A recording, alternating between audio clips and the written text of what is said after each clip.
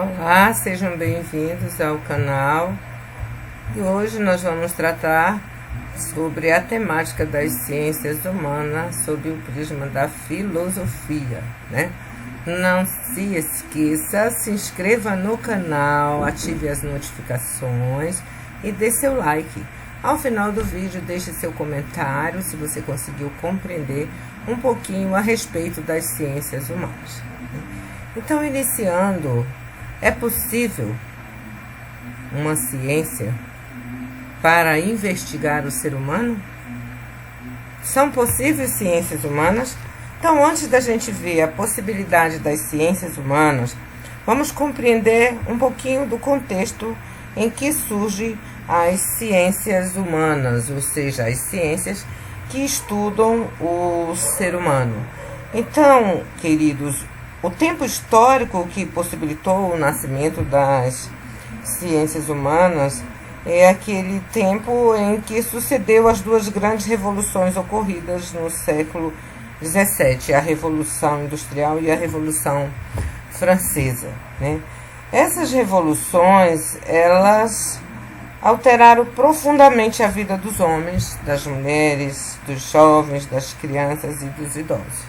Não que a nossa sociedade, ou a sociedade planetária, ela não tivesse problemas, mas essas revoluções, elas aprofundaram essas problemáticas, né? Então, todas as mudanças trazidas por essas revoluções, elas provocaram muitas expectativas, muitas incertezas, que até o que era considerado certo na época foi caindo em descrédito, né? Os valores que orientavam a conduta das pessoas também foram perdendo gradativamente o sentido, né? Sem que houvesse assim um acordo sobre novos valores que regeriam a vida em sociedade, né? Ou seja, então, em momentos como esse, as pessoas, né, elas ficam expostas às dificuldades e às inseguranças. Então, nesse sentido, nós podemos dizer que as ciências humanas, elas surgem assim com o compromisso de responder às questões que se apresentam ou que se apresentavam no dia a dia das pessoas que viviam na época, né, tanto na cidade quanto no meio rural. Nós podemos dizer que as diferenças nas cidades se agravaram, né? A distância entre ricos e pobres se acentuaram. A precariedade das relações de trabalho ficou assim mais evidente. As moradias que também foram distribuídas desiguais, ou seja, esta foi uma época de muita problemática, né, que surgiu. Então, junto com todo esse contexto, né, surge a necessidade de uma ciência que estudasse os problemas, né, decorrentes dessas revoluções, né? Então, essas revoluções, elas estimularam o individualismo, né, a liberdade, para que os indivíduos também pudessem manifestar seus pensamentos e assim por diante. Então, a gente vê que as ciências humanas, elas surgem justamente num período em que há necessidade de estudar o ser humano, né, em sociedade, em todos os seus aspectos psicológicos, né, nos seus aspectos sociais, econômicos, históricos, né. Como assim, professora, psicológico? Porque a psicologia também é um ramo das ciências humanas que estuda o desenvolvimento do comportamento humano. Então, com o surgimento das ciências humanas, mais na frente nós vamos ver os campos de investigação das ciências humanas, ou seja, dessa ciência que estuda o ser humano. Então, assim como a gente viu no século XV, né, no século surgir a ciência moderna, ou seja, as ciências naturais, né, as ciências que estudam a química, a física, a astronomia, etc., a gente vê mais recentemente no século XIX, decorrente de todas as problemáticas na sociedade, a gente vê a necessidade do surgimento de uma ciência, as ciências humanas. Agora, é possível uma ciência humana? né, nós temos que lembrar que, pelo surgimento das ciências humanas, até então, os métodos utilizados para estudos e investigações eram os métodos das ciências naturais, né, da matemática, da física, da química, da astronomia, da biologia. E essas novas ciências, ou a nova ciência, as ciências humanas, elas não poderiam empregar o modelo da matemática, pois não pretendiam construir intelectualmente objetos, mas sim observar, né, esses objetos. Mas o que restava? Restava, na época, empregar o modelo das ciências naturais da vida, até porque as ciências humanas, ela ainda não tinha um modelo metodológico próprio, ela não tinha uma metodologia de investigação própria. Então, o que ela faz? Ela passa a utilizar a metodologia das ciências naturais. Essa metodologia das ciências naturais que se baseia nos procedimentos de observação, de experimentação, de indução e de formulação de leis universais. Então, nesse primeiro momento, as ciências humanas elas usaram os métodos das ciências naturais. Todavia, gente, por mais que elas utilizassem os métodos das ciências naturais para estudar as problemáticas, né, que existem dentro da sociedade, né, todos os resultados de suas pesquisas eles acabaram sendo contestados, né, porque a metodologia das ciências naturais ela realiza testes e experimentos, né? Como nós sabemos, ela observa aquele fenômeno, ela cria hipóteses, elabora hipóteses, analisa esses resultados, realiza experimentos. Mas com o indivíduo que ocorre determinada situação em determinada época, é impossível nós realizarmos aquela mesma situação ou reproduzirmos essa mesma situação em uma outra época, né? Então, todos os resultados das ciências humanas, quando ela ainda estava utilizando a metodologia das ciências naturais, foram contestados. Isto por quê? Porque, de acordo com as ciências naturais e biológicas, a objetividade ela é garantida pelo respeito a duas ideias fundamentais. As ciências naturais ela busca a objetividade em suas pesquisas. E ela garante essas duas ideias. Primeiro, o observador, né, dentro das ciências naturais, há o observador, que é a pessoa que está investigando, o sujeito do conhecimento, e o observado, que é o objeto do conhecimento, aquilo que a pessoa, que o investigador, se debruça para fazer a investigação. Então, o observador, ele não emite juízo de valor sobre o objeto estudado, porque ele permanece neutro diante dos fatos, diferente das ciências humanas, que nas ciências humanas, tanto o observador quanto o observado são seres humanos, todos dois, e tanto um pode emitir juízo de valor sobre o outro. Não há, assim, de acordo com a metodologia das ciências naturais, uma neutralidade do observador. O observador ele pode estar, assim, influenciado pelo seu meio, influenciado pela cultura, influenciado pela religião. Então, não há uma neutralidade do observador, de acordo com o método das ciências naturais.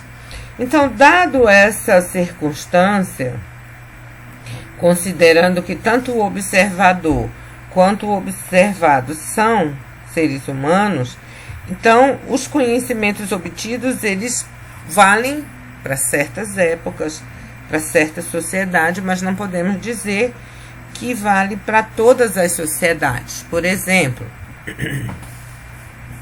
o casamento nas sociedades, nas diferentes sociedades, ele tem seus valores, né?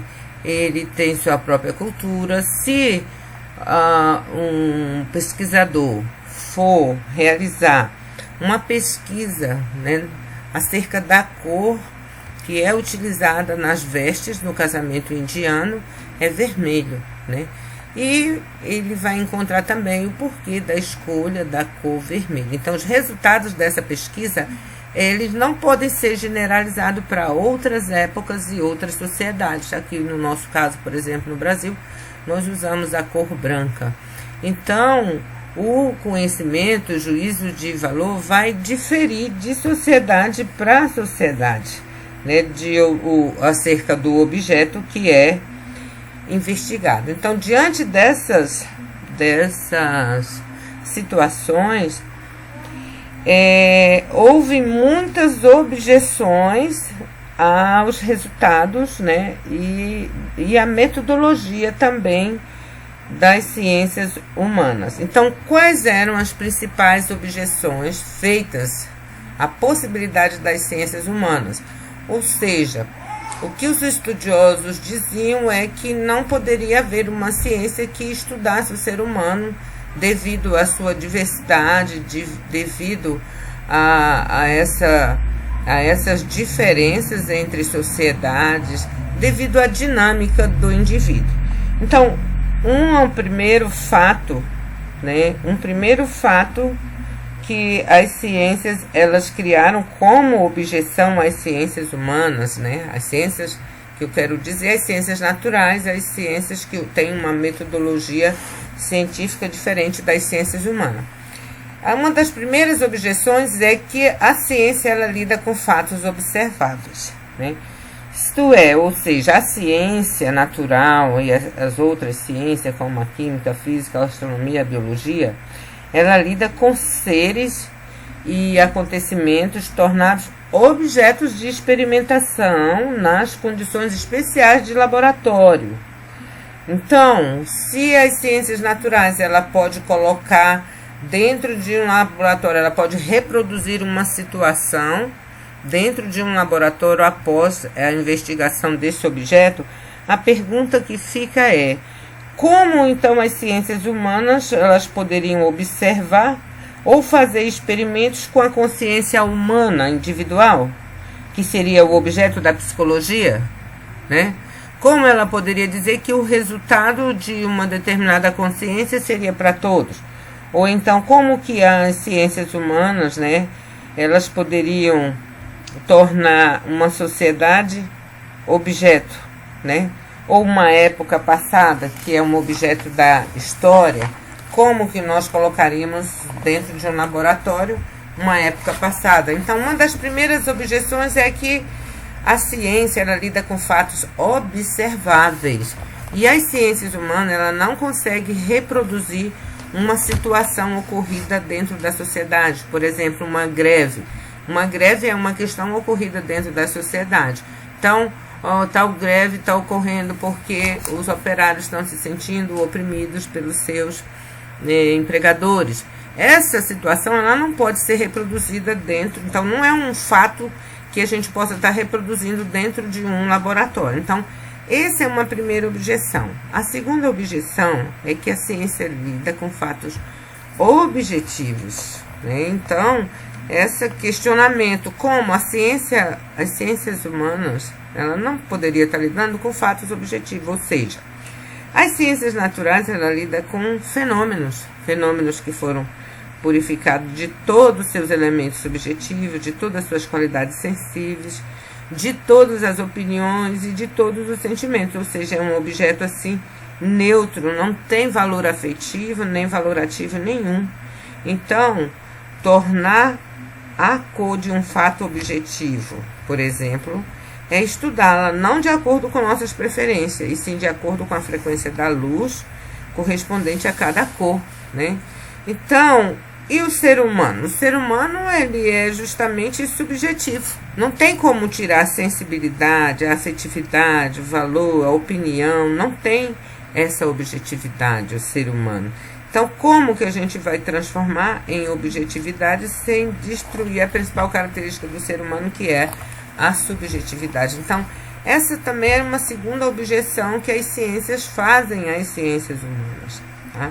Uma outra objeção feita das ciências naturais para as ciências humanas é que as ciências naturais ela lida com fatos governados pela necessidade causal ou pelo princípio do determinismo universal, ou seja, as ciências naturais elas lidam com fatos cujas causas e efeitos são sempre os mesmos em qualquer tempo, chova, né? Por exemplo, aqui nós temos o ciclo da evaporação, ele é sempre o mesmo em qualquer tempo.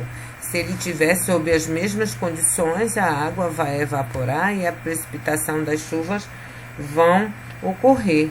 Já no caso do ser humano, que é para ser estudado pelas ciências humanas, o ser humano ele é dotado de razão, de vontade, de liberdade, e ele é capaz de criar fins e valores e capaz de escolher entre várias opções e de mudar, né? Então, o ser humano, ele não é sempre o mesmo em qualquer tempo, né? Então, como dar uma explicação científica necessária àquilo que, por essência, não é necessário e sim possível? E muitas vezes contingente, pois é livre e age por liberdade. Como que a gente vai dar uma explicação científica a alguém que ora pensa de um jeito e ora pensa de outro? Então, essa é mais uma objeção das ciências naturais às ciências humanas. Uma outra objeção é que a ciência busca as leis objetivas e gerais e universais necessárias dos fatos. Ou seja, a ciência ela busca leis que valham em qualquer circunstância. Por exemplo, a gravitação universal. Essa é uma lei que vale em qualquer circunstância, ou seja, todos os objetos que são abandonados de determinada altura próximo da Terra caem em direção à Terra. Isso é uma lei universal, são leis objetivas dos fatos, né? E o ser humano, como as ciências humanas vão estabelecer leis gerais, universais e objetivas para o homem, que é essencialmente subjetivo, o nosso psiquismo humano? Como que as ciências humanas vão estabelecer leis universais para algo que é particular, como, por exemplo, uma sociedade humana que é diferente uma da outra? Para um caso que acontece uma única vez, um fato histórico, por exemplo. Um fato histórico ele não pode ser universal para qualquer lugar, em qualquer tempo que eu abandone um objeto, ele sempre vai cair. Mas um fato histórico, né? Então, essa é mais uma das objeções das ciências naturais à ciência humana. E nós também temos uma outra objeção que é a ciência ela opera por análise, por decomposição de um fato em elementos simples e depois ela faz uma síntese.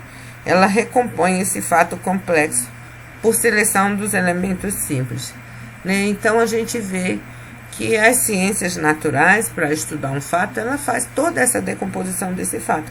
Agora, das ciências humanas, como vamos analisar e sintetizar o psiquismo humano, a mente humana, uma sociedade, um acontecimento histórico? Como que nós vamos fazer essa decomposição e recompor de novo o acontecimento histórico de forma assim objetiva? Então, nesse sentido, nós que estamos estudando as ciências humanas, inicialmente a gente vê que as ciências humanas, embora ela não tivesse um método próprio, ela passa a utilizar a metodologia científica das ciências naturais. Porém, ela sofre algumas objeções considerando o método científico, né? Mas eu continuo perguntando, as ciências humanas, elas são possíveis? Qual será o método de investigação das ciências humanas? Então, nas próximas aulas, nós vamos estar vendo o ser humano como objeto de investigação, né? A gente vai ver que, embora as ciências humanas sejam recentes, né? A percepção de que os seres humanos são diferentes das coisas naturais é antiga. Então, a gente pode estar vendo de que forma o ser humano pode se tornar objeto de investigação de uma ciência. Embora o ser humano, hoje, ele pensa de um jeito, amanhã ele pode pensar de outra forma, mas será que ele pode ser estudado por uma ciência, né? Então, nós iremos ver na próxima aula, tá? Então, na parte 2 do vídeo, nós vamos estudar o humano como objeto de investigação. Então, bons estudos. Não esqueça de inscrever-se no canal e de clicar em todos para você receber as notificações dos próximos vídeos, tá?